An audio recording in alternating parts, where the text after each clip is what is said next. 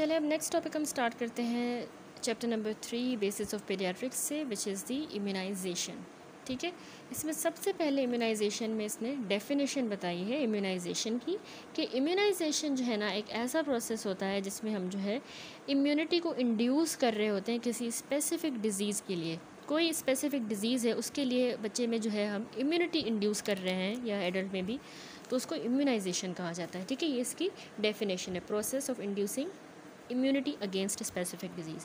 तो इम्यूनिटी या तो पैसिवली इंड्यूस की जाएगी, कैसे, या तो हम एंटीबॉडी कंटेनिंग प्रिपरेशंस देंगे, उसको कहेंगे पैसिवली हम इंट्रोड्यूस करवा रहे हैं, यानी इम्यूनोग्लोबुलिन्स देंगे, या फिर हम एक्टिवली इम्यूनाइज कर रहे होते हैं जिसमें हम वैक्सीन या टॉक्सोइड देते हैं। ठीक है, पैसिव इम्यूनिटी जो है वो आपने याद रखना है, इम्यूनोग्लोबुलिन्स के लिए उनके ज़रिए होगी, एंटीबॉडी कंटेनिंग प्रिपरेशन यानी इम्यूनोग्लोबुलिन्स।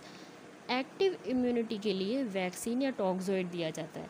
ठीक है, पैसिव वाली जो इम्यूनोग्लोबुलिन्स के ज़रिए होती है इमीडिएट तो होती है लेकिन उसमें टेम्परेरी प्रोटेक्शन है। जो एक्टिव इम्यूनिटी है वैक्सीन या टॉक्सोइड की मदद से ये बॉडी के अपने इम्यून सिस्टम को जो है वो स्टिमुलेट करेगी और लॉन्ग लास्टिंग रिस्पॉन्स प्रोवाइड करती है। ठीक हो गया। उसके बाद हर्ड इम्यूनिटी क्या है?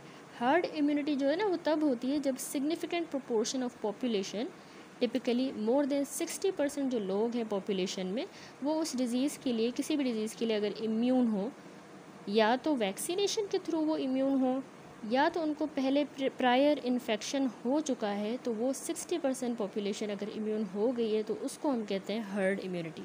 ठीक हो गया। तो हर्ड इम्यूनिटी समझ में आया कि जब सिग्निफिकेंट पोर्शन पॉपुलेशन का, यानी मोर देन 60% पॉपुलेशन किसी डिज़ीज़ के लिए इम्यून हो जाए, या तो वैक्सीनेशन के थ्रू, या तो उसको पहले इन्फेक्शन हुआ था तो इम्यूनिटी डेवलप हो गई, तो उसको कहते हैं हर्ड इम्यूनिटी। ठीक है, ये एक्चुअली ना इनडायरेक्ट प्रोटेक्शन प्रोवाइड कर रही होती है उन सारे लोगों को जो कि इम्यून नहीं हैं। जैसे कि स्प्रेड जो है डिज़ीज़ का वो सिग्निफिकेंटली कर्टेल हो गया है, तो इस वजह से ये प्रोटेक्शन बाकियों को प्रोवाइड करती है हर्ड इम्यूनिटी। ठीक हो गया। अब चलते हैं सबसे पहले टॉपिक पे इम्यूनाइजेशन के, विच इज़ दी वैक्सीन। ठीक है, वैक्सीन जो फाउंडेशन है एक्टिव इम्यूनिटी का।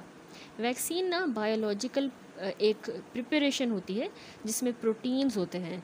वो क्या करते हैं, हमारी बॉडी में हमारी बॉडी को स्टिमुलेट करके एंटीबॉडीज़ बनाती हैं या सेल मेडिएटेड इम्यूनिटी बनाएंगी अगेंस्ट स्पेसिफिक एंटीजेंस। ठीक है, तो वैक्सीन को ना कैटेगराइज किया गया है बेस्ड ऑन देयर कंपोजिशन, किस चीज़ से बने हुए हैं और कैसे ये बनी है, तो उस हिसाब से इसको क्लासीफाई किया गया है।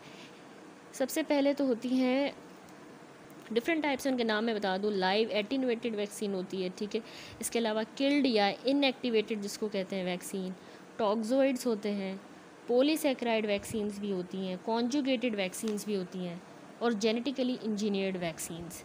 ठीक है, तो ये सारी वैक्सीन हम डिटेल में डिस्कस करेंगे। तो सबसे पहले आ जाएं लाइव एटीन्यूएटेड वैक्सीन पे। अब लाइव जो एटीन्यूएटेड वैक्सीन होती है वो आपने याद रखना है एक वायरुलेंट ऑर्गेनिज्म है।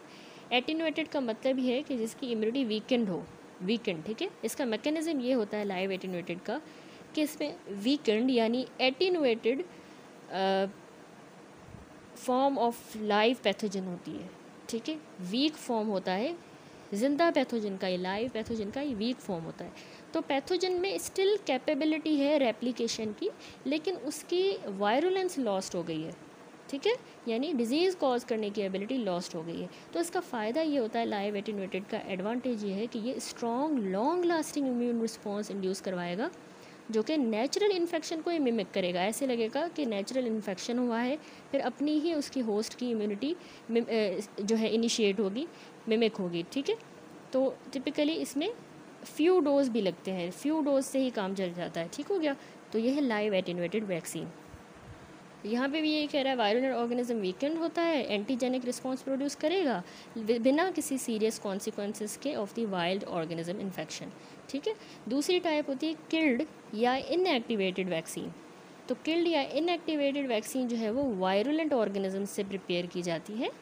ठीक है, इसका वैसे मैकेनिज्म ये है कि इसमें होल पैथोजेंस होते हैं जो कि किल किए जाते हैं या इनएक्टिवेट किए जाते हैं, या तो हीट, केमिकल जैसे फिनोल, फॉर्मेल्डिहाइड, या रेडिएशन से उनको इनएक्टिवेट या किल किया जाता है।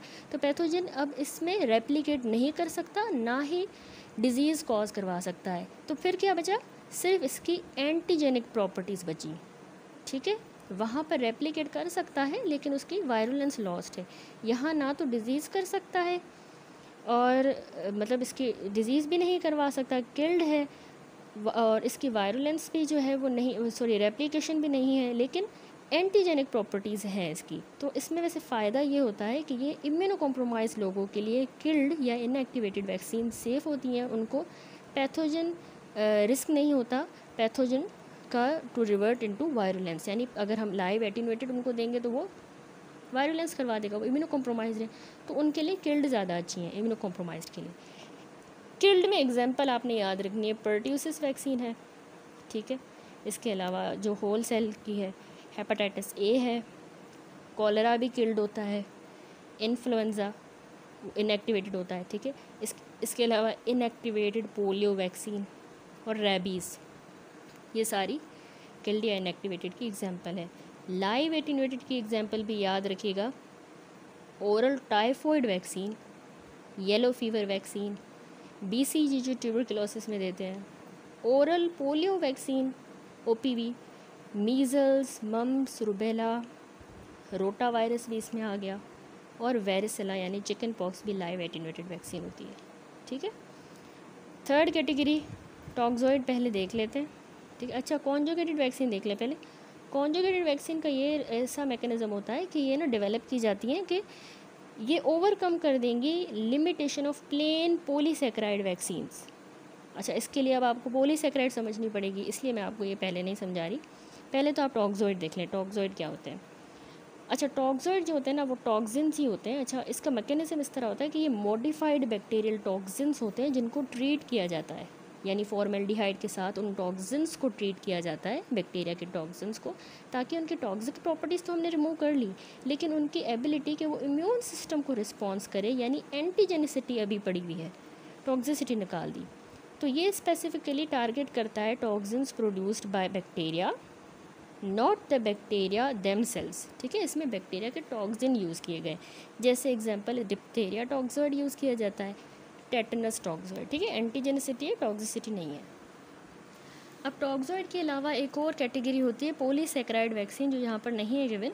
पॉलीसैकेराइड वैक्सीन्स का आप थोड़ा सा याद रखें मैकेनिज़्म कि वो पॉलीसैकेराइड यानी sugar capsule of certain bacteria से बनती हैं, ठीक है, उनके शुगर कैप्सूल से।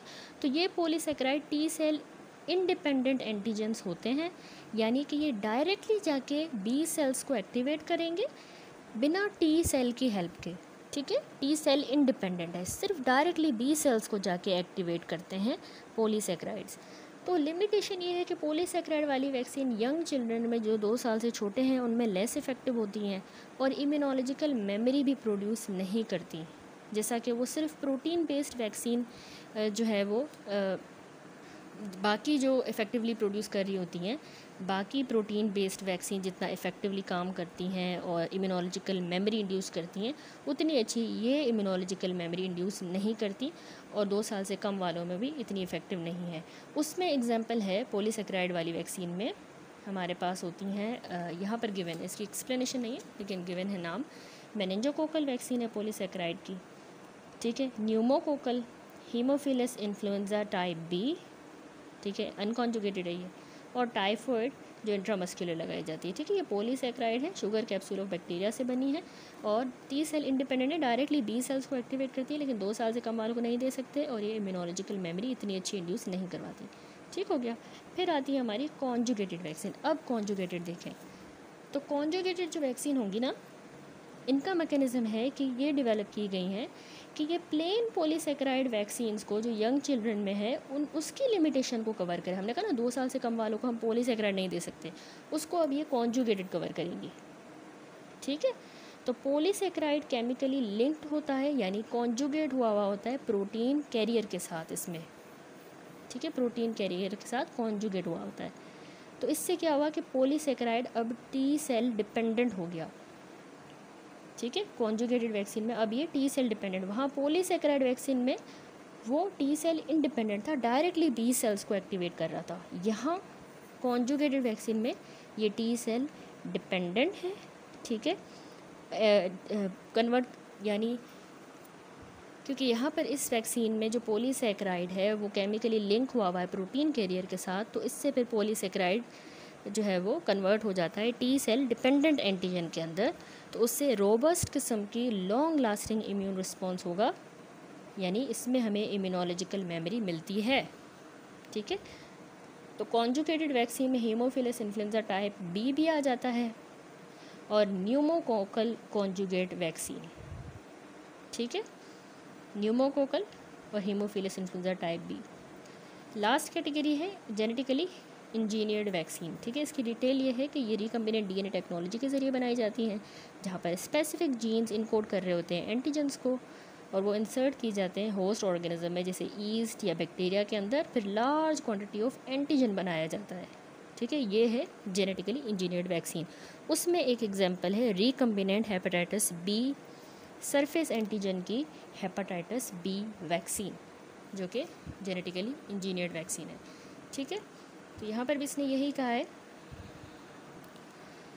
कि कॉन्जुगेटेड में जो रिस्पॉन्स होता है पॉलीसेकेराइड वैक्सीन का इनकम्प्लीट अनरिलायबल है, तो उसके नतीजे में कभी कभार उसको कॉन्जुगेट किया जाता है बाकी एंटीजेंस के साथ ताकि उसका इम्यूनोलॉजिकल रिस्पॉन्स अच्छा हो, तो उनको कहते हैं कॉन्जुगेटेड वैक्सीन।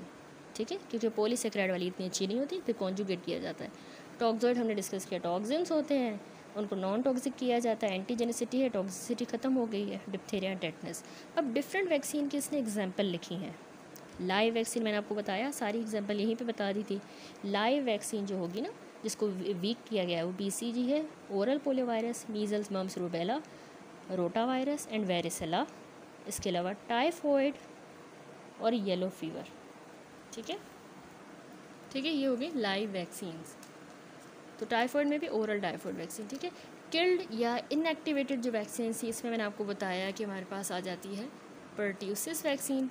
ठीक है, हेपेटाइटिस ए, परट्यूसिस के अलावा हेपेटाइटिस ए वैक्सीन है, कॉलरा, इन्फ्लुएंजा भी किल्ड है, इंजेक्टेबल जो पोलियो है वो किल्ड होती है, और rabies vaccine. Pertussis, hepatitis A, cholera, influenza, injectable polio vaccine and rabies. फिर टॉक्सोइड्स में 2 ही थे, diphtheria toxoid, tetanus toxoid. Polysaccharide vaccine जो इतनी अच्छी नहीं होती, फिर उनको कॉन्जुगेट किया जाता है, उसमें है meningococcal, pneumococcal, H influenzae type B जो कि अनकॉन्जुगेटेड है, एंड टाइफॉइड इंट्रामस्कुलर, क्योंकि टाइफॉइड ओरल लाइव होती है, टाइफॉइड इंट्रामस्कुलर जो है वो पॉलीसेकेराइड होती है। जेनेटिकली इंजीनियर्ड में हमारी एक ही है हेपेटाइटिस बी वैक्सीन।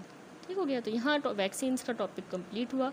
अब आ जाती हैं इम्यूनोग्लोबुलिन्स। वैक्सीन एक्टिव इम्यूनिटी देती है long lasting, immunoglobulins passive immunity देती है। ठीक है, तो इम्यूनोग्लोबुलिन्स जो हैं हमारी, इनका मैकेनिज्म इस तरह है कि डायरेक्ट एडमिनिस्ट्रेशन जब हम करते हैं प्री फॉर्म्ड एंटीबॉडीज़ की, एंटीबॉडीज़ ही है ना प्री फॉर्म्ड, यानी इम्यूनोग्लोबुलिन्स जब हम देते हैं तो ये इमीडिएट लेकिन टेम्परेरी प्रोटेक्शन प्रोवाइड कर रही होती हैं किसी स्पेसिफिक डिजीज़ के अगेंस्ट।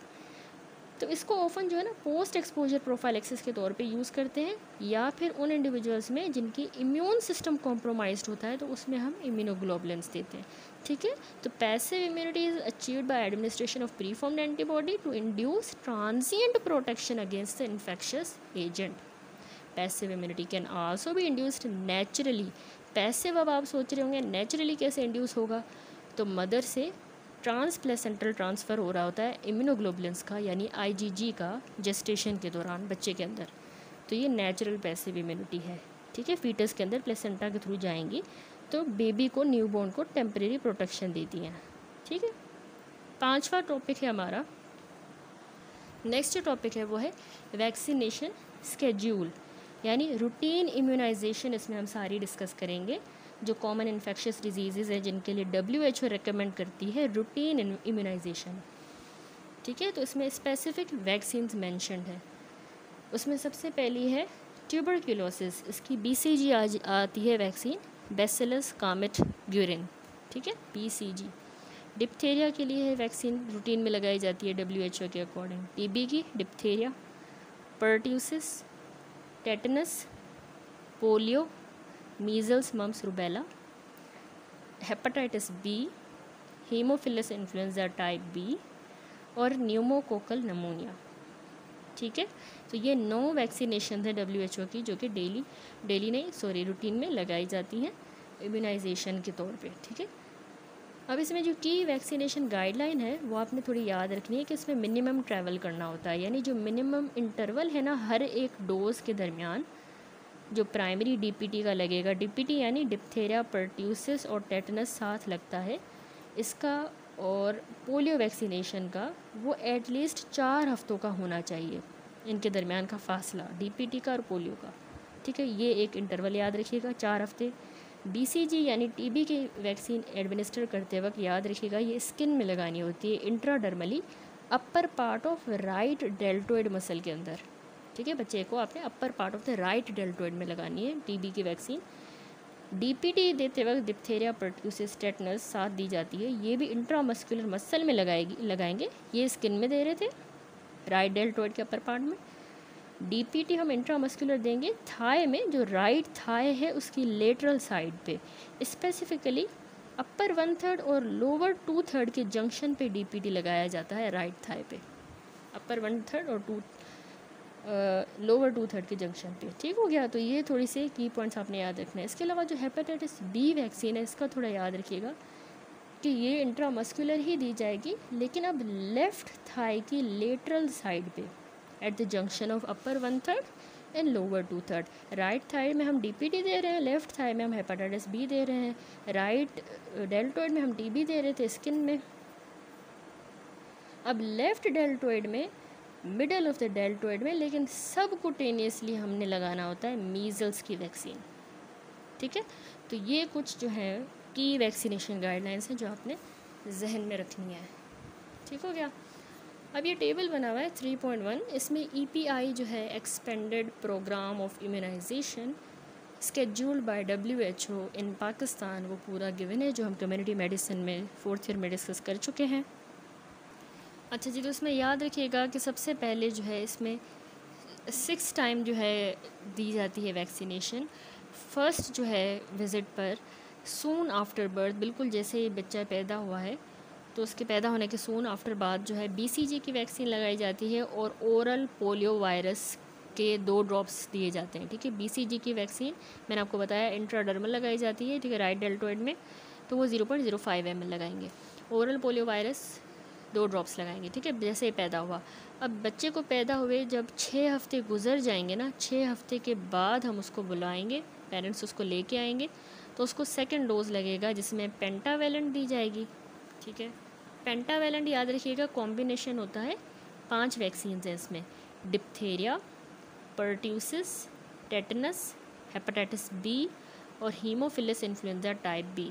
ठीक है, डिप्थेरिया है, परट्यूसिस, डीपीटी याद रखें, diphtheria, pertussis, tetanus, hepatitis B भी इसमें आ गई और हीमोफिलस इन्फ्लुएंजा बी। ये सारी पेंटावेलेंट उसको 6 हफ्ते के बाद लगेंगी। 0.5 ml इंट्रामस्कुलर लगेगा पेंटावेलेंट का, और उसी टाइम पे उसको फिर oral polio virus 1, rota virus 1, ठीक है, इनकी वैक्सीन के 2 ड्रॉप्स लगेंगे। ओरल पोलियो वायरस ये 0 डोज लगा था ओरल पोलियो का, बिल्कुल जब पैदा हुआ था। अभी जो है पहला डोज, फर्स्ट डोज, और रोटा वायरस का भी 1 डोज लगेगा, 2 ड्रॉप्स इनके दिए जाएंगे। और इसी छठे वीक पे न्यूमोकोकल की भी वैक्सीन दी जाएगी 0.5 ml इंट्रामस्कुलर। ठीक है, तो 6 हफ्तों बाद ये हुआ। तो पैदा होने के छठे हफ्ते पे ये तीनों वैक्सीन लेंगे, pentavalent, oral polio virus, rota virus, pneumococcal. अब 10th वीक पर 3rd डोज लगेगा, जब उसको 10th वीक चल रहा है बच्चे का, तब उसको हम दूसरा डोज लगाएंगे पेंटावेलेंट का, उन्हीं 5 वैक्सीन का जो कॉम्बिनेशन है 0.5 ml इंट्रामस्कुलर, दूसरा ओरल पोलियो वायरस का डोज और रोटा वायरस का पहला डोज 2 ड्रॉप्स। ठीक है, और इसके अलावा न्यूमोकोकल वैक्सीन का भी दूसरा डोज लगाया जाएगा 0.5 ml इंट्रामस्कुलर। ठीक हो गया। देन अब 14 हफ्ते गुजर गए, 10th वीक पे तकरीबन सेम ही स्केड्यूल है। अब जो 14 हफ्ता चल रहा होगा 14th वीक, तो उस पर पेंटावेलेंट का अब 3rd डोज लगेगा। 3 डोज लगे हैं पेंटावेलेंट के 0.5 ml इंट्रामस्कुलर। ओरल पोलियो का तीसरा डोज चल रहा है 2 ड्रॉप्स। और इसके अलावा IPV क्या है, इंजेक्टेबल जो पोलियो वैक्सीन है वो अब लगाई जाएगी 0.5 ml इंट्रामस्कुलर या सबकुटेनियस। ये चौथे बार जब बच्चा आया है 14th वीक पे, तब उसको IPV, ओरल पोलियो का 3rd डोज, पेंटा का 3rd डोज और न्यूमोकोकल का भी 3rd डोज लगेगा।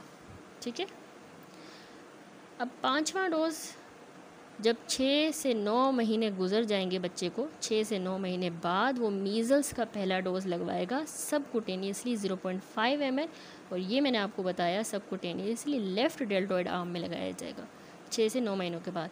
जब 15 महीने गुजर जाएंगे बच्चे को, तो मीज़ल्स का दूसरा डोज या फिर मीज़ल्स मम्स रूबेला साथ में सबकुटेनियसली 0.5 ml दिया जाएगा। ठीक हो गया, दैट्स इट। ये एक्सपेंडेड प्रोग्राम है इम्यूनाइजेशन का जो कि WHO ने पाकिस्तान में स्केड्यूल किया है। इसी तरह से 6 बार जो है बच्चे को डोजेस वैक्सीनेशन की जाती है। अब ये अगला जो 3.2 टेबल है, इसमें जो बच्चे वैक्सीनेटेड नहीं हुए इन्फेंसी के दौरान और अभी भी वो लेकिन 5 साल की उम्र से छोटे हैं, तो उनको हम ऐसे वैक्सीनेट करते हैं। कैसे? BCG जो है, जैसे ही रिपोर्ट हुए उस टाइम पे हम उनको BCG लगा देते हैं राइट डेल्टॉइड में, इंट्राडर्मल 0.05 ml जो लगाते हैं। उसी तरह डिप्थेरिया और टेटनस और पोलियो के ड्रॉप्स जो है ना, इसके 2 डोजेज़ दिए जाएंगे 6 हफ्तों के फासले के साथ। एक बार दिया, फिर 6 हफ्तों के बाद दोबारा ये डिप्थेरिया, टेटनस और पोलियो के ड्रॉप्स, और एक बूस्टर लगाया जाएगा 6 महीनों के बाद। 2 डोजेज़ लगेंगे, फिर एक बूस्टर का डोज, टोटल 3 हो गए। ठीक है, और ऐसे बच्चों को मीज़ल्स, मम्स, रूबेला एक बार ज़िंदगी में ज़रूर दिया जाएगा। ठीक है, ये उन बच्चों के लिए है जिनकी कभी ये वैक्सीनेशन प्रॉपरली नहीं हुई, लेकिन 5 साल से छोटे हैं, तो हम ये उनको BCG, diphtheria, tetanus, polio drops और MMR देंगे। That's it. अब जो है अगला टॉपिक जो है हमारा इस चैप्टर नंबर 3 का इम्यूनाइजेशन का, वो है प्रिकॉशंस एंड रिकमेंडेशंस। ठीक है, इस सेक्शन में सारी जो कंसीडरेशंस हैं और कॉन्ट्रा इंडिकेशंस वैक्सीनेशन की, वो हम सारी देखेंगे। तो सबसे पहली बात तो आप ये याद रखें कि लाइव वैक्सीन कभी भी आपने इम्यूनो डेफिशिएंसी वाले बच्चे को नहीं देनी। ठीक है, इम्यूनो डेफिशिएंसी स्टेट में आपने लाइव वैक्सीन जो है वो अवॉइड करनी है। ठीक हो गया। उसके अलावा एक और बात याद रखें कि इंजेक्शंस जो है उनको लेटरल थाई में या फिर डेल्टॉइड में दिया जाता है। लेटरल थाई या डेल्टॉइड में इंजेक्शन हमेशा यही 2 जगह हैं जिन पे देते हैं। डीप इंजेक्शन जो है और मसाज, उससे एंटीजेनिक सिस्ट का इंसिडेंस रिड्यूस होता है। अगर डीपर इंजेक्शन लगाया जाए और मसाज भी की जाए उस एरिया पे, तो वो जमा नहीं होगी ना वैक्सीन, तो एंटीजेनिक सिस्ट नहीं बनेगी। ठीक है, तो मसाज और डीप इंजेक्शन। इसके अलावा अच्छा, लाइव वैक्सीन का भी हमने देखा, और इंजेक्शन को जो है लेटरल थाई में और डेल्टॉइड में देना चाहिए। इसके अलावा याद रखें कि DPT इंजेक्शन जो है वो थोड़ा बहुत फीवर करवा सकती हैं 12 से 24 घंटों में। डिप्थेरिया, पर्ट्यूसिस, टेटनस में थोड़ा बहुत बुखार होता है, और ये कॉन्ट्रा इंडिकेशन नहीं है कि अगली बार इसको इम्यूनाइजेशन नहीं होगी, DPT नहीं लगाएंगे। ठीक है, अगर ये थोड़ा बहुत बुखार होता है 12 से 24 घंटों में, तो उसमें सिर्फ पैरासीटामोल दी जाएगी। ठीक है, ऐसी कोई कॉन्ट्रा इंडिकेशन नहीं है। एक और बात याद रखें कि अगर बच्चे को DPT इंजेक्शन के बाद कन्वर्जन्स होती हैं, डिप्थेरिया, पर्ट्यूसिस, टेटनस जो हम लगा रहे हैं, उसके बाद उसको अगर 72 घंटों के अंदर कन्वर्जन्स अगर हो रही हैं, तो फर्दर एडमिनिस्ट्रेशन पर्ट्यूसिस वैक्सीन की हमेशा जो है वो कॉन्ट्रा इंडिकेटेड होती है। तो फिर हम उसको सिर्फ जो है DT अलोन देंगे, डिप्थेरिया और टेटनस अलोन देंगे, पर्ट्यूसिस नहीं देंगे अगर उसको कन्वर्जन्स हुई। ठीक है, क्योंकि वो पर्ट्यूसिस वाला एलिमेंट ही कन्वर्जेंस करवाता है। अच्छा, अब उसके बाद 2 साल से बड़े बच्चों में कह रहा है कि उनको आपने कभी भी पर्ट्यूसिस वैक्सीन नहीं देनी 2 साल के बाद, क्योंकि ये एडवर्स इफेक्ट्स करवाती है। ठीक है, तो 2 साल के बाद नेवर गिव पर्ट्यूसिस वैक्सीन। ठीक है, चिल्ड्रन जिनको ब्रेन डैमेज हुआ है या पहले उनको अगर कन्वर्जेंस की भी हिस्ट्री है, हिस्ट्री ऑफ कन्वर्जेंस, तो उनको भी पर्ट्यूसिस नहीं देना। ठीक है, अगर हाई रिस्क है due to contact with the case of pertussis, तो उस केस में हम DPT 2 हफ्तों की एज में ही स्टार्ट कर देते हैं। यानी अगर केस है हाई रिस्क का कॉन्टैक्ट की वजह से, यानी अगर बच्चा हाई रिस्क है क्योंकि उसको जो है कॉन्टैक्ट हुआ है पर्ट्यूसिस के साथ, तो फिर ऐसे केस में हम उसको इम्यूनाइज़ करेंगे at the 2 weeks of age. ठीक है, वैसे तो ये पेंटावेलेंट जो है वो 6 वीक पे लगता है पहला डोज़, फिर 10 वीक पे दूसरा डोज़, 14 हफ्ते पे तीसरा डोज़, उसी में ये DPT लगता है। लेकिन अगर हाई रिस्क है, कॉन्टैक्ट का भी रिस्क है, तो 2 हफ्ते की एज में ही हम लगा लेंगे, 6 हफ्ते का इंतज़ार नहीं करेंगे। ठीक है, in the event of an epidemic है या बहुत ज़्यादा हाई रिस्क है, तो मीज़ल्स की वैक्सीन के बारे में आप याद रखें कि उसमें आप 6 महीने की एज में देंगे, वरना वैसे 6 से 9 के बाद हम पहला डोज दे रहे होते हैं मीज़ल्स का। हाई रिस्क वालों में 6 महीने का बच्चा हो जाएगा, तभी फिर वहाँ उस एरिया में एपिडेमिक वाले में 6 महीने पे मीज़ल्स दी जा सकती है। इम्यूनाइजेशन को सिर्फ हम तभी डिले करेंगे अगर बच्चे को बहुत ज़्यादा बुखार वाली कोई बीमारी है, इलनेस है जिसमें बहुत ज़्यादा हाई फीवर है, ठीक है, तभी डिले कर सकते हैं। या फिर अगर उसको साइंस है इलनेस के जो कि वैक्सीनेशन से एट्रीब्यूटेड नहीं है, यानी अगर माइनर इलनेस है जिसमें हाई फीवर नहीं है, हाई तेज़ बुखार नहीं है, तो वो कॉन्ट्रा इंडिकेशन नहीं होता वैक्सीनेशन का, ठीक है। लास्ट पॉइंट है कि administration of the live attenuated vaccine should be delayed for at least 6 weeks when a child has recently received an injection of polyvalent immune globulin, ठीक है। जब भी बच्चे को अगर कोई पोलीवैलेंट इम्यून ग्लोबुलिन लगी हो ना, तो उस बच्चे को आपने लाइव वैक्सीन देते हुए 6 हफ्तों का तो एटलीस्ट फासला रखना है। क्यों? क्योंकि इसमें पोटेंशियल इंटरफेरेंस हो सकती है वैक्सीन की इफ़ेक्टिवनेस में, ठीक है। अगर पोलीवैलेंट इम्यून ग्लोबुलिन लगा है, लाइव एटेन्यूएटेड अगर वैक्सीन देना है तो फासला 6 हफ्तों का होना चाहिए। That's it. ये बहुत इंपॉर्टेंट प्रिकॉशंस और रिकमेंडेशंस हैं वैक्सीन से रिलेटेड, जो कि आपसे वाइवा में भी पूछी जा सकती हैं, ठीक है। कि लाइव वैक्सीन जो है इम्यूनोडेफिशिएंसी में नहीं देनी, लेटरल थाई और डेल्टोइड में देनी होती है वैसे वैक्सीन। डीप वैक्सीन देंगे और मसाज करेंगे तो सिस्ट नहीं बनेगी। बुखार है तो पैरासीटामोल देंगे, ऐसा नहीं है कि डीपीटी इंजेक्शन अगली बार नहीं लगाएंगे, पैरासीटामोल देंगे। अगर कन्वर्जेंस हुई है डीपीटी देने के बाद तो अगली बार पर्ट्यूसिस नहीं देंगे, सिर्फ डीटी देंगे। 2 साल के बाद पर्ट्यूसिस नहीं देना। ब्रेन डैमेज कन्वर्जेंस वाले को भी पर्ट्यूसिस नहीं देना। बहुत ज़्यादा हाई रिस्क है पर्ट्यूसिस है उस एरिया में, डीपी मतलब हाई रिस्क है डिजीज़ का पर्ट्यूसिस का, तो डीपीटी 2 हफ्ते की उम्र में ही दे देंगे। मीज़ल्स एपिडेमिक चल रहा है, 6 महीने में मीज़ल्स दे सकते हैं। इम्यूनाइजेशन को सिर्फ तभी डिले करेंगे जब बहुत ज़्यादा बच्चे को बुखार हो, ठीक है। बहुत ज़्यादा बुखार अगर नहीं है, सिर्फ ऐसी कोई इलनेस है, तो इम्यूनाइजेशन डिले नहीं करनी होती। जो ये WHO का है स्केड्यूल, उसी पे ही करवानी होती हैं, ठीक है। लाइव एटेन्यूएटेड वैक्सीन और इम्यूनोग्लोबुलिन पोलीवैलेंट देते वक्त दोनों में फासला 6 हफ्तों का होना चाहिए। That's it.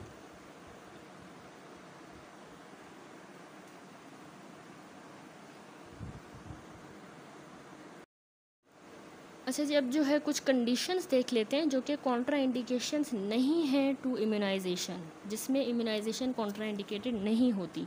तो इस सेक्शन में वो कंडीशंस क्लैरिफाई कर दी हैं जो प्रिवेंट नहीं करती इम्यूनाइजेशन को। एक तो ये बात कि अगर किसी को माइनर इलनेस है, जैसे अपर रेस्पिरेटरी ट्रैक का इन्फेक्शन है या बच्चे को डायरिया चल रहा है जिसमें उसका बुखार 38.5 डिग्री सेंटीग्रेड से कम है, ठीक है। Upper respiratory tract infection, diarrhoea, 38 से कम बुखार है, तो ऐसा नहीं है कि आप नहीं दोगे immunization. There is no any contraindication, आप दे सकते हो, ठीक है। एलर्जी है, अस्थमा है या कोई और एटोपिक मैनिफेस्टेशंस है, हे फीवर या स्नफल्स, तो इसमें भी देते हैं। प्री मेच्योरिटी है, बच्चा स्मॉल 4 डेट इन्फेंट है, तो उसको भी इम्यूनाइजेशन देंगे। There is no any contraindication. Malnutrition में भी इम्यूनाइजेशन करेंगे, ठीक हो गया।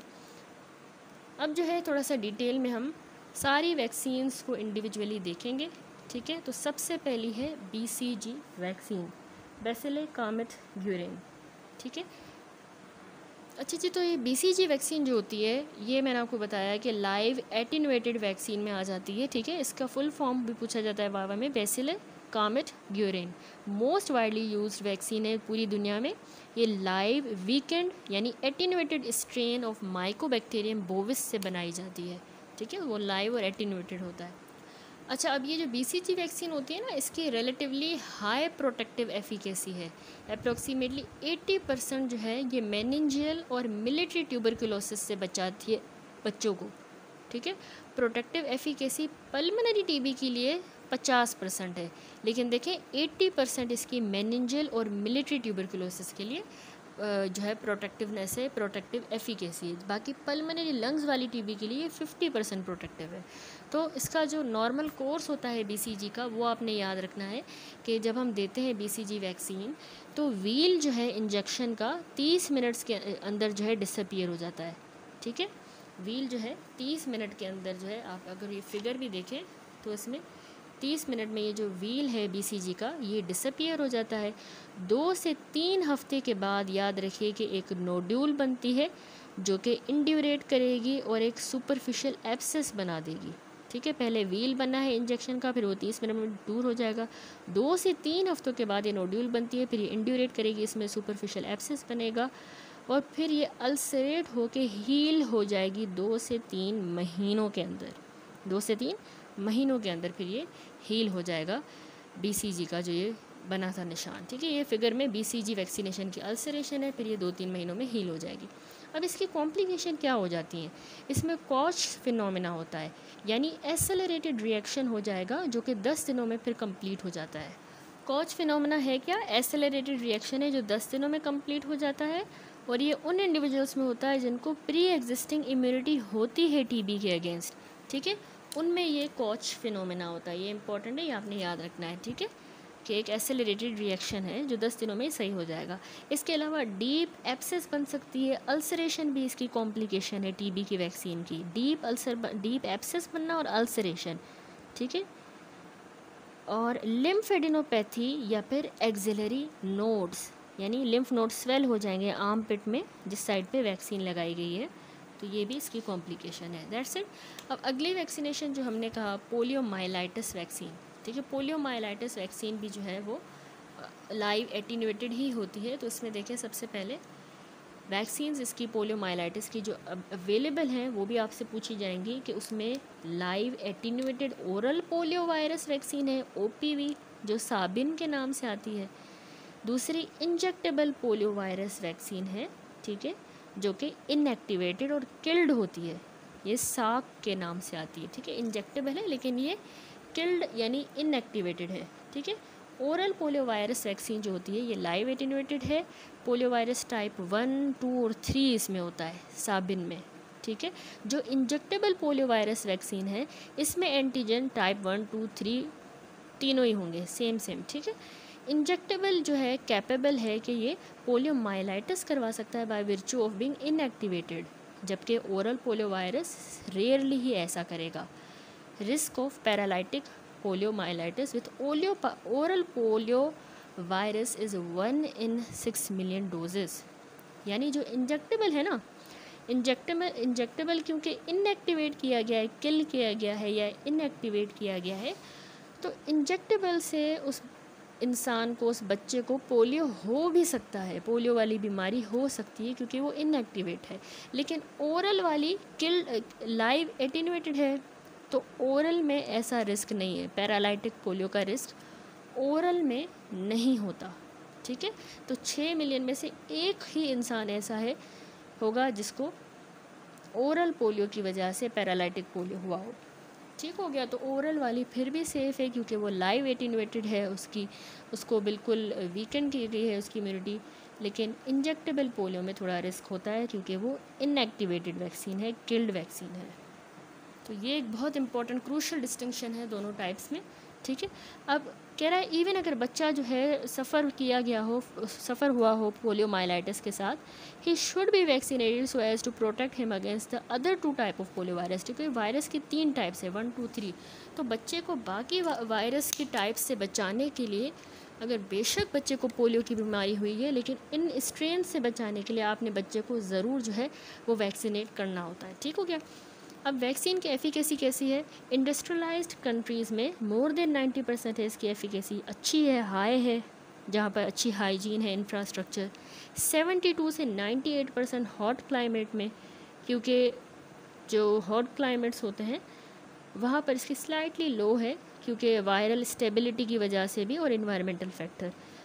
इसके अलावा लोअर प्रोटेक्शन है अगेंस्ट द टाइप 3, यानी टाइप 3 जो स्ट्रेन है पोलियो वायरस का उसके लिए और कम प्रोटेक्शन मिलती है बनिस्बत बाकी 1 और 2 टाइप्स के। ये एफिकेसी हो गई वायरस की, ठीक है। अब हम चलते हैं अगली वैक्सीनेशन की तरफ, which is the diphtheria, tetanus and pertussis vaccine. DPT यानी डिप्थीरिया, टेटनस एंड परट्यूसिस, जिसको हम DTAP भी कहते हैं, ठीक है, यानी डिप्थीरिया, टेटनस, एसेल्युलर परट्यूसिस, ठीक है। तो DTP या DPT भी कहा जाता है। ये इनको जो है ये साथ में तीनों दी जाती है कंबाइन करके वैक्सीन, तो उससे ड्रामेटिक रिडक्शन हो जाती है तीनों डिजीज़ में, ठीक है। क्लिनिकल जो एफिकेसी है ना डिप्थीरिया वैक्सीन की, वो अभी तक प्रिसाइजली नहीं पता, लेकिन ये एस्टिमेट हुआ है कि डिप्थीरिया 95% इफ़ेक्टिव है। कॉन्ट्रा इंडिकेशंस और थोड़ी सी प्रिकॉशंस आपने याद रखनी है इनको देते वक्त। जैसा कि मैंने आपको पहले भी बताया कि जब हाई फीवर हो 40.5 डिग्री फ़ारेनहाइट से ज़्यादा हो तो उसमें आपने थोड़ा एहतियात करना है, नहीं देनी। परसिस्टेंट इनकंसोलेबल क्राइंग, बच्चा जो है वो परसिस्टेंट इनकंसोलेबल रोता जा रहा है प्रीवियस DTP डोज देने के बाद, तो फिर आप जो है कॉन्ट्रा इंडिकेटेड है आपने या प्रिकॉशन लेनी है ये देते हुए, ठीक है। Shock like state with in the 48 hours of the previous dose of the DTP और DTAP, ठीक है। यानी बच्चे को पिछला जब डोज लगा था DTAP का इसका, तो उसके बाद बच्चा जो है शॉक लाइक स्टेट में आ गया, यानी हाइपोटोनिक हो गया या फिर हाइपो रिस्पॉन्सिव एपिसोड्स आ गए उसमें, ठीक है। तो शॉक लाइक स्टेट अगर हो गई, या फिर उसको 3 दिनों में पिछला जब डोज लगा था DTP का उसके 3 दिनों के अंदर उसको सीजर्स अगर हुए थे, ठीक है, DTP वैक्सीन के बाद, तो उसमें भी आपने एहतियात करनी है, ठीक हो गया। गुलियन बारे सिंड्रोम जो है less than 6 week after the previous tetanus containing vaccine, ठीक है। पिछली जो टेटनस कंटेनिंग वैक्सीन है, टेटनस जब लगा था तो उसके 6 हफ्तों से भी कम टाइम में अगर उसको गुलियन बारे सिंड्रोम हुआ था, ठीक है, तो उसमें भी आपने एहतियात करनी है कि टेटनस देने के बाद अगर गुलियन बारे सिंड्रोम 6 हफ्तों के अंदर हुआ था तो ये भी कॉन्ट्रा इंडिकेशन है वैक्सीन की। DPT नहीं देना, ठीक है, क्योंकि उसमें टेटनस भी है ना, वो नहीं देना। मॉडरेट या सीवियर अक्यूट इलनेस अगर बच्चे को हुई हो विथ या विदाउट फीवर, कोई भी सीवियर मॉडरेट या सीवियर इलनेस है, बुखार है या नहीं है, तो उसमें भी DPT देते हुए एहतियात करनी है या नहीं देनी, ठीक हो गया। अब कौन सी वैक्सीन अवेलेबल है इसमें? DTAP जो है ना, इसमें टेटनस टॉक्सॉइड है, ठीक है, डिप्थीरिया टॉक्सॉइड भी है और ए सेल्यूलर पर्ट्यूसिस वैक्सीन है। टेटनस टॉक्सॉइड है, डिप्थीरिया टॉक्सॉइड हैं दोनों, ए सेल्यूलर पर्ट्यूसिस वैक्सीन है। ए सेल्यूलर पर्ट्यूसिस किल्ड या इनएक्टिवेटेड में आ जाता है, ठीक है। तो ये DTAP जो है वो लाइसेंस की गई है 6 हफ्तों की एज से लेके थ्रू 6 ईयर्स तक, तब तक दी जा सकती है, 6 हफ्तों से 6 सालों तक। That's it. अब अगली वैक्सीनेशन है MMR, measles mumps and rubella. तो मिनिमम एज इसकी होती है 12 महीने रूटीन MMR वैक्सीनेशन के लिए, 12 महीने की एज, ठीक है। मैंने आपको पहले ही बताया था WHO चार्ट के अकॉर्डिंग कि इसका पहला डोज जो होता है MMR का वो 15 महीनों के बाद लगाया जाता है, ठीक है। तो MMR जनरली 12 महीनों में दिया जा सकता है। फिर रुबेला वैक्सीन जो है ना इस MMR में, R से रुबेला है, इसका यूज़ किया जाता है ताकि सीरियस कॉन्सिक्वेंसेस रुबेला इन्फेक्शन से प्रिवेंट किया जाए during pregnancy, miscarriage, fetal demise and congenital rubella syndrome, ठीक है। इसके लिए रुबेला वैक्सीन है कि आगे जाके प्रेगनेंसी में मिसकैरेज, फीटल डिमाइस ये चीज़ों से बचाया जाए कंजेनिटल रुबेला सिंड्रोम से, तो MMR में रुबेला भी दिया जाता है। ससेप्टेबल पोस्ट प्यूबर्टल जो गर्ल्स और वुमेन हैं उनको भी इम्यूनाइज़ किया जाता है, जो ससेप्टेबल होती हैं फ्यूचर में कंजेनिटल रुबेला सिंड्रोम से बचाने के लिए, उनको भी ये रुबेला वैक्सीन दी जाएगी। अब MMR के कॉन्ट्रा इंडिकेशन ये है कि एनाफाइलेक्टिक रिएक्शन करवाती है नियोमाइसिन के साथ। नियोमाइसिन एक अमाइनोग्लाइकोसाइड है, एंटीबायोटिक है, उसके साथ अगर MMR दिया जाए तो एनाफाइलेक्सिस हो जाती है, रिएक्शन होता है।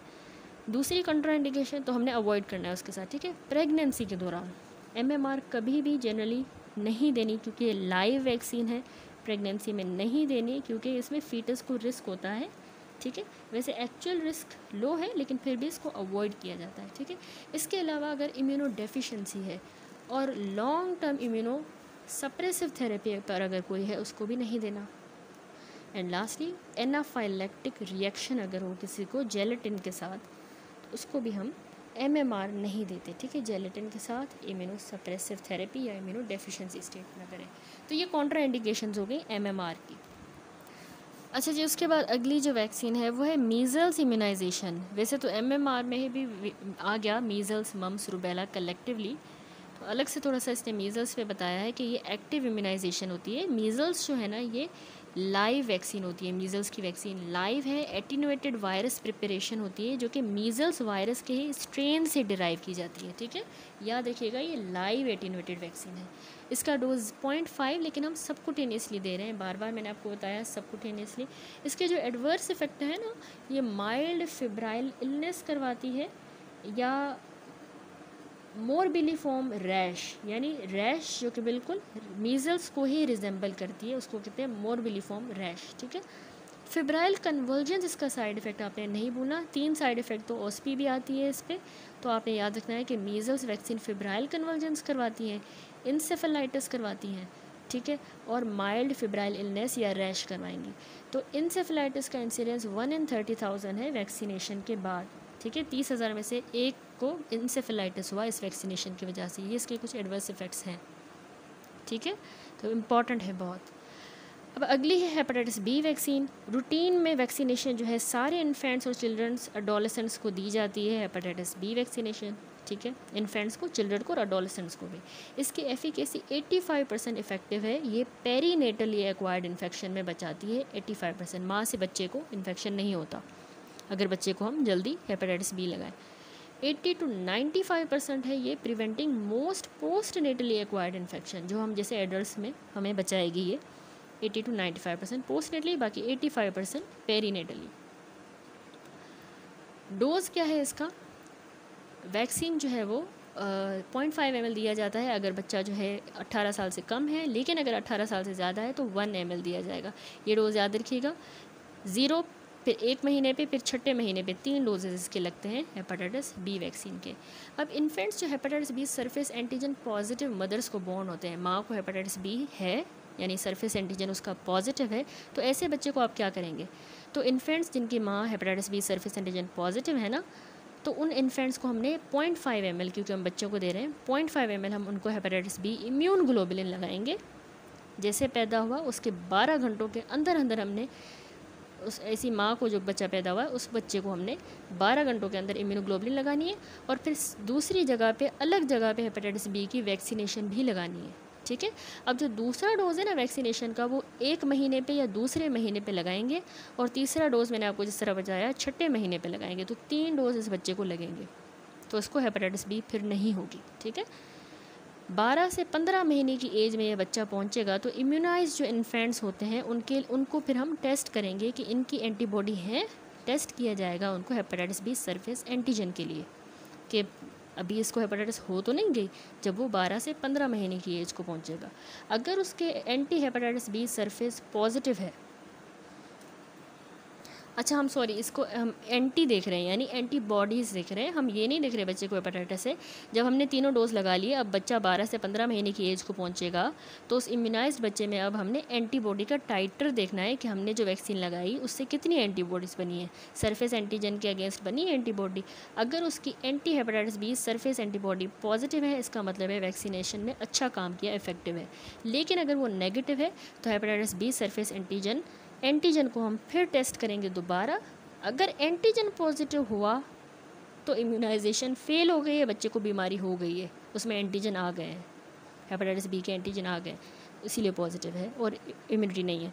और अगर इन्फेंट जो है मतलब उसमें एंटीजन पॉजिटिव है, hepatitis B surface antigen positive आया रिजल्ट, तो मतलब हमारी इम्यूनाइजेशन फेल हो गई है और इन्फेंट एक क्रोनिक कैरियर बन चुका है, ठीक है। अगर दोनों हेपेटाइटिस बी का सरफेस एंटीजन भी और हमने जो वैक्सीनेशन दी उसकी एंटीबॉडीज़ दोनों अगर नेगेटिव हैं, ना तो एंटीबॉडीज़ बनी है ना उसको बीमारी है, एंटीजन भी नहीं है वायरस का, दोनों चीज़ें नेगेटिव हैं, तो फिर हमने सीरीज़ रिपीट करनी है। 0, 1 और 6 मंथ पे दोबारा हम उसको वैक्सीनेशन देंगे और फिर दोबारा हम उसकी एंटीबॉडीज़ चेक करवाएंगे 1 महीने के बाद। जब ये तीसरा डोज लग जाएगा दोबारा चेक करवाएंगे, ठीक है। ये प्रोटोकॉल है पूरा हेपेटाइटिस बी वैक्सीनेशन का, बहुत ही सिंपल था, ठीक है। कि माँ को अगर हेपेटाइटिस बी है तो बच्चे को हमने हेपेटाइटिस बी इम्यूनोग्लोबुलिन भी लगाना है, वैक्सीन भी लगाना है, ठीक है, 0, 1 और 6 मंथ पे। तो उसके बाद जब बच्चा 12 से 15 महीने की उम्र को पहुँचेगा तो हम उसका टाइटर देखें एंटीबॉडीज़ का। एंटीबॉडीज़ अगर हमें मिल रही हैं अच्छी बात है, वैक्सीनेशन ने सही काम किया है। एंटीबॉडीज़ हमें नहीं मिल रही तो अब हम एंटीजन देखेंगे कि एंटीजन तो नहीं है, तो एंटीजन हमने देखा, हाँ एंटीजन मिल रहा है, इसका मतलब है हमारी वैक्सीनेशन फेल हो गई, इसको तो एंटीजन है, तो बच्चा क्रोनिक कैरियर है, ठीक है। लेकिन अगर ना तो हमें एंटीबॉडीज़ मिल रही है, हमने 3 डोज लगाए थे, ना हमें एंटीबॉडीज़ मिल रही है, ना एंटीजन मिल रहा है, वायरस भी नहीं है, एंटीबॉडीज़ हमारी वाली भी नहीं है, तो फिर हम दोबारा उसको वैक्सीन लगाएंगे 016 पे, वही सेम टाइम टेबल, और फिर दोबारा टेस्ट करेंगे। अब एंटीबॉडीज़ बनी, ठीक है, दोबारा टेस्टिंग होगी, दैट्स इट। अब अगली वैक्सीनेशन है मेनिंजोकोकल वैक्सीन। मेनिंजोकोकल जो वैक्सीन होती है ना, वो मेनिंजोकोकल सीरो ग्रुप्स ACY/W135 के अगेंस्ट जो है प्रोटेक्ट करती है, ठीक है। ये वैक्सीन जो है ना इफ़ेक्टिव होती है against the sero group B जो सीरो ग्रुप है उसके अगेंस्ट ये वैक्सीन इफ़ेक्टिव होती है, ठीक है, जो कि मोर देन 50% केसेस में बच्चों में, चिल्ड्रन जो कि 1 साल से छोटी उम्र के होते हैं उनमें पाया जाता है, ठीक है।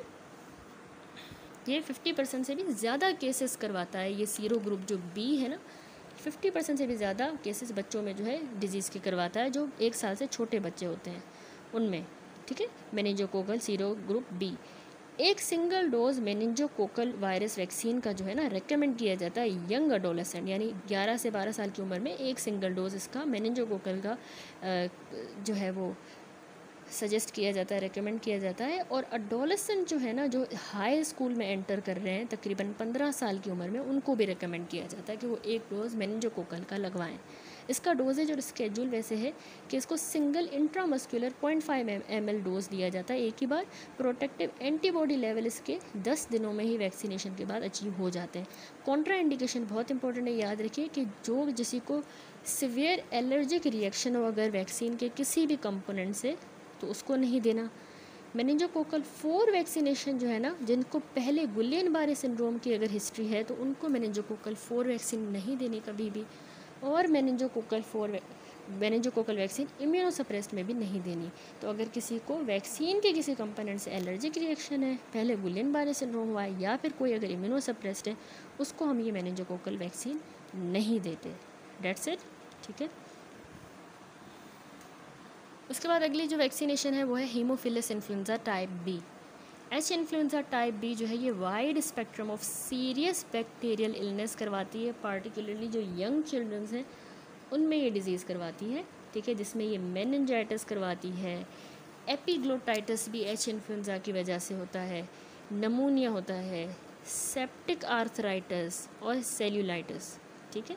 इसका डोज और स्केड्यूल याद रखिए कि हीमोफिलस इन्फ्लुएंजा बी वैक्सीन जो है रूटीनली सारे इन्फेंट्स को रेकमेंड की जाती है। रूटीन में हमने देखा था इसका 0.5 ml डोज इंट्रामस्कुलर लगाया जाता है। इनका इंटरवल भी हमने देखा कि डोजेस में जो इंटरवल होता है इन द प्राइमरी सीरीज़ वो 8 हफ्तों का है और मिनिमल इंटरवल 4 हफ्तों का देना होता है, ठीक है, हीमोफिलस इन्फ्लुएंजा की वैक्सीन देते हुए। तो Haemophilus influenzae type B vaccine generally 5 साल से छोटी उम्र के बच्चों में नहीं रेकमेंड की जाती। जो 5 साल से कम बच्चे हैं उनको नहीं 5 साल से बड़े जो हैं उनको हम रेकमेंड नहीं करते 5 साल के बाद, ठीक है। 5 साल या उससे बड़े बच्चों को फिर हम नहीं रेकमेंड करते Haemophilus influenzae. Contraindication precaution Haemophilus influenzae B vaccine देते हुए कोई भी ऐसा पर्सन है जिसको अगर सिवियर एलर्जिक रिएक्शन है वैक्सीन के पिछले डोज से या वैक्सीन के किसी भी कंपोनेंट से, तो उसको नहीं देनी, ठीक है। हीमोफिलस इन्फ्लुएंजा बी जो 6 हफ्तों से कम यानी छोटी उम्र के इन्फेंट्स हैं उनको भी नहीं देनी, ठीक है। तो यहाँ पर हम कह रहे हैं कि 6 हफ्तों से जो छोटे बच्चे हैं उनको नहीं देनी। वहाँ पे हमने कहा था कि जो 5 साल से बड़े हैं उनको नहीं देनी। 5 साल से बड़े को इसलिए क्योंकि उनमें फिर severe Haemophilus influenzae B disease होने के चांसेस कम होते हैं, लेस ससेप्टेबल हैं बड़े बच्चे 5 साल से बड़े, तो उनको नहीं देते। यहाँ पर क्या है 6 से छोटे बच्चों को हम नहीं देना, ठीक है, इट्स नॉट सेफ़।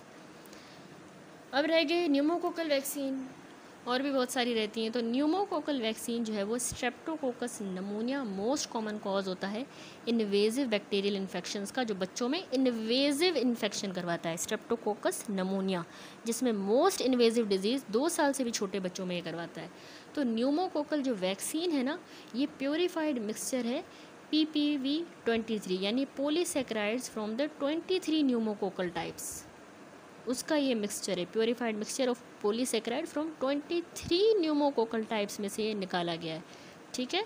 इसका डोज और स्केड्यूल यूनिवर्सल इम्यूनाइजेशन सारे इन्फेंट्स की जाती है, न्यूमोकोकल वैक्सीन के साथ रेकमेंड की गई है, जिसमें 4 डोजेज़ याद रखिएगा लगाए जाते हैं, 2, 4, 6 और 12 से 15 महीना, 2 महीने, 4 महीने, 6 महीने और 12 से 15 महीने की एज पे, ठीक है। For 2 to 5 years of age, यानी जो बच्चा 2 से 5 साल का है, तो उसको हम सिंगल डोज लगाते हैं 0.5 ml इंट्रामस्कुलर रेकमेंड करते हैं, ठीक है। 2 से 5 साल तो फिर बड़ा बच्चा हो गया अब, तो उसको 0.5 ml इंट्रामस्कुलर रेकमेंड करते हैं, ठीक है। और अगर बच्चे की स्प्लीनेक्टमी इंडिकेटेड है तो फिर हम वैक्सीनेशन को एटलीस्ट 2 हफ्ते पहले देंगे, ठीक है, बिफोर हैंड देंगे। अगर उसकी स्प्लीनेक्टमी करनी है आगे जाके तो 2 हफ्ते पहले हम ये न्यूमोकोकल वैक्सीन देते हैं। रीवैक्सीनेशन 3 से 5 सालों बाद कंसीडर की जा सकती है, ठीक हो गया। तो स्प्लीनेक्टमी हमने पहले वैक्सीनेशन हमने पहले करनी स्प्लीनेक्टमी से। अब अगली है टाइफॉइड वैक्सीन। 2 टाइफॉइड की वैक्सीन होती हैं, ठीक है, 2 वैक्सीन्स हैं साल्मोनेला के अगेंस्ट, साल्मोनेला करवाता है ना टाइफॉइड, तो उसकी 2 वैक्सीन्स हैं। वैक्सीन में आपने याद रखनी है कि पैरेंटल है टाइफिम, ठीक है, आईवी में हम यूज़ करते हैं इसको, इंट्रामस्कुलर है। दूसरी ओरल जो कि लाइव एटीन्यूएटेड TY21A वैक्सीन है, ये सप्लाई होती है as a enteric coated capsule, enteric coated है, ओरल है टाइफॉइड की ये वैक्सीन। एक कैप्सूल जो है ऑन द डेज 1, 3 and 5 लेना होता है, पहले दिन पे, तीसरे दिन पे, 5वें दिन पे, खाना खाने से 1 घंटे पहले ये टाइफॉइड का कैप्सूल खाना होगा, पहले दिन पे, तीसरे दिन पे, 5वें दिन पे, ठीक है। डोज़ क्या है, टाइफॉइड कॉन्जुगेटेड वैक्सीन हम सिंगल ही intramuscular dose 0.5 ml deltoid muscle में 9 महीने पे लगाते हैं, 9 से 15 साल की उम्र में, with the booster needed 2 to 3 years later. 9 से 15 के दरमियान ये मसल में लगाया जा सकता है इसका इंजेक्शन, फिर बूस्टर 2 से 3 साल बाद। अब कॉलरा की वैक्सीन, कॉलरा जो है सिर्फ पार्शल प्रोटेक्शन ये वैक्सीन प्रोवाइड करती है 50%, यानी शॉर्ट ड्यूरेशन की, सिर्फ 3 से 6 महीने। तो ये वैक्सीन सबकुटेनियस भी दी जा सकती है, इंट्रामस्कुलर भी। इसमें प्राइमरी सीरीज़ होती है जिसमें 2 डोज होंगे, 1 हफ्ते का फासला होगा, 2 डोज होंगे। बूस्टर फिर हम हर 6 महीने पे जितना फ्रीक्वेंटली दे सकते हैं। करंटली 3 ओरल कोलरा वैक्सीन्स भी हैं, तो वो तो हम सबकुटेनियस इंट्रामस्कुलर दे रहे थे हफ्ते के फासले पे।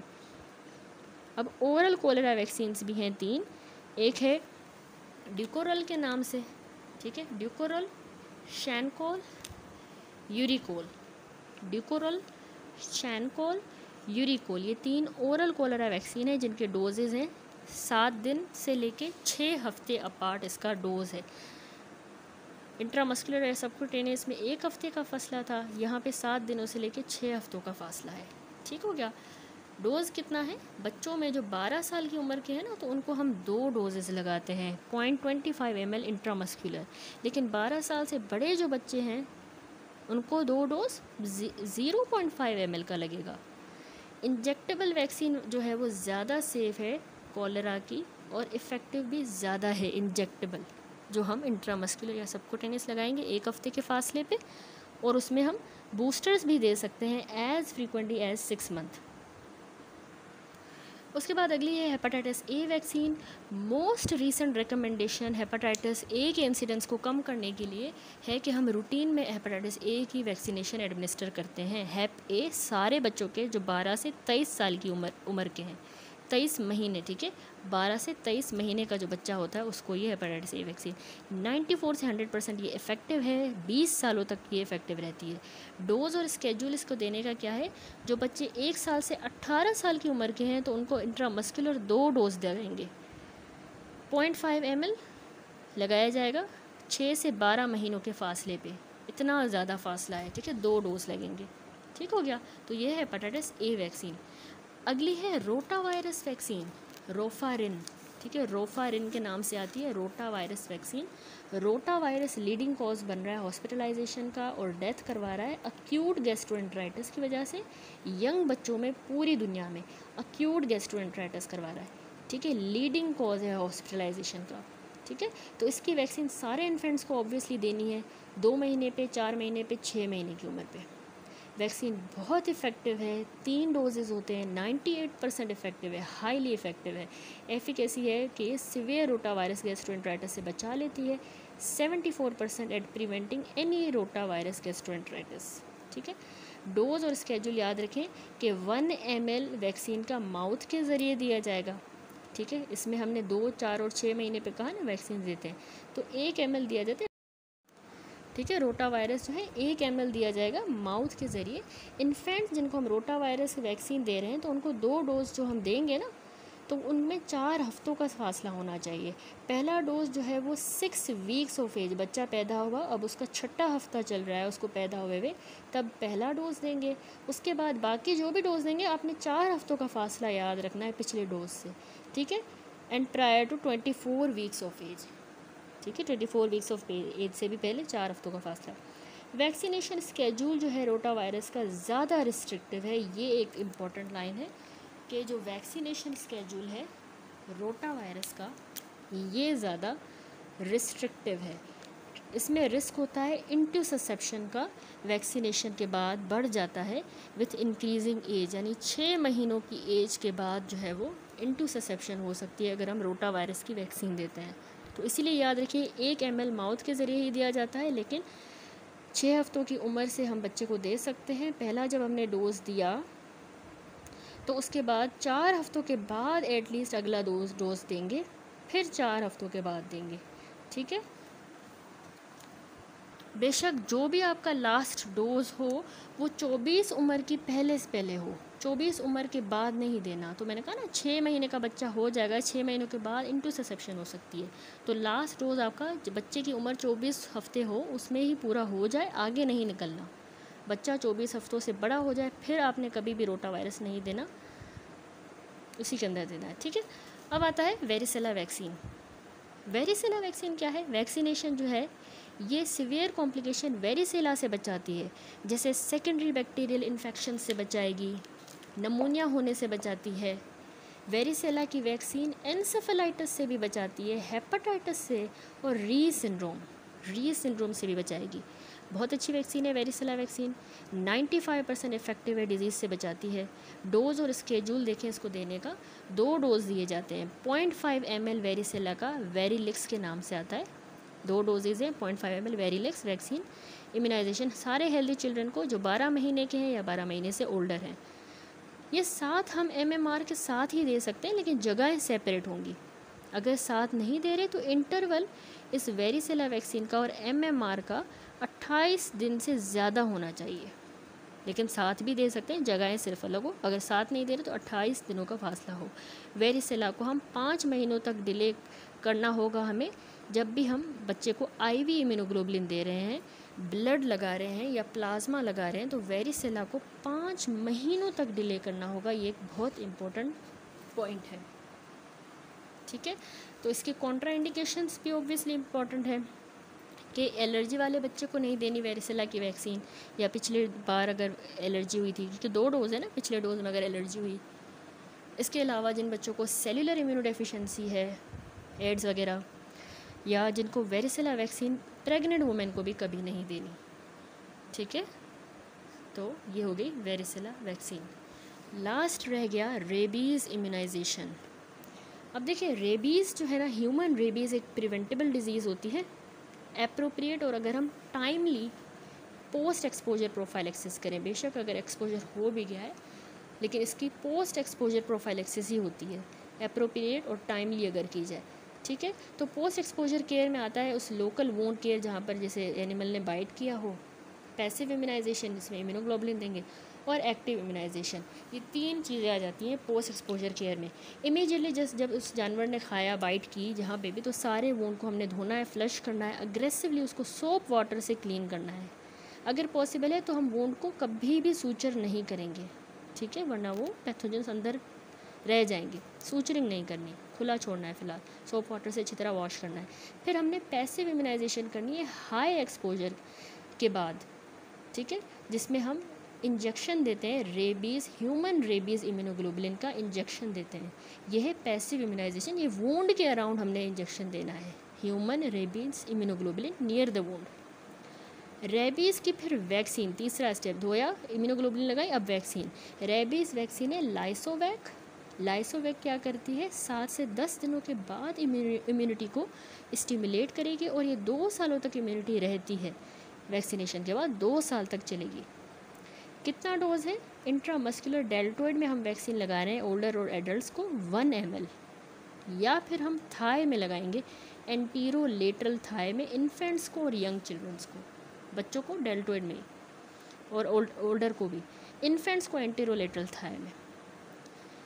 जो पहले अनवैक्सीनेटेड इंडिविजुअल्स हैं तो उनको जिस दिन एक्सपोजर हुआ है और उसके बाद 3, 7, 14 और 28 डेज़ पर ये वैक्सीनेशन लगाई जाएगी। ठीक है, जब एक्सपोजर हुआ तो अनवैक्सीनेटेड लोगों में 3, 7, 14 एंड 28 डेज़ पर जब डॉग वगैरह ने बाइट किया तो हम वैक्सीनेशन लगाएंगे। That's it. अल्हम्दुलिल्लाह ये चैप्टर नंबर 3 हमारा इम्यूनाइजेशन का basis of paediatrics Parvez Akbar से कंप्लीट हुआ।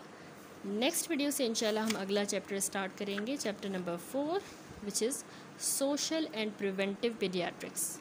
ठीक है।